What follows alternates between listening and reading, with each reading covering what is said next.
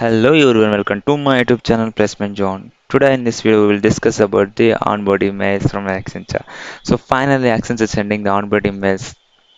I know a lot of members got onboarding mails, right? So first of all, congratulations all of you who got onboarding mails from Accenture and who didn't get onboarding mails. I hope they will also get in upcoming days. Before starting our video, if you haven't subscribed my YouTube channel, please do subscribe now and click the bell icon. If you see here, gear up for day 1 Accenture.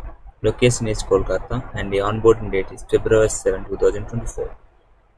And they're sending onboard mails in the timeline 1:34 and 1:35 minute time. And they also mentioned that candidate were ready to extend your opportunity to join Accenture on 7 February 2024. And they mentioned a touchpoint link here. If you click on that link, it redirect to a website, and in that you want to fill some details here. Have the timeline December 17. Before December 17, you want to fill the details, and this is the onboarding mail for Sasa candidate. And I know that some members didn't get onboarding mails.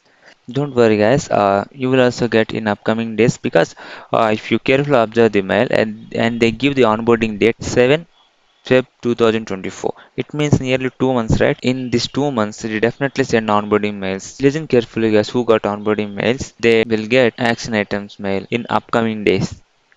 And they will also get the primers module, and I will do a separate video on the primers module, action items and everything. If you want that video, please do subscribe my channel and click the bell icon. And one more important thing guys, please make sure update your PAN card with a recent photo, because in my onboarding time my PAN card photo and my pass photo is looks too different, and in that time they discussed about the onboarding postpone, and luckily my onboarding is not postponed. And if you don't want to face the same issue, please update your PAN card photo.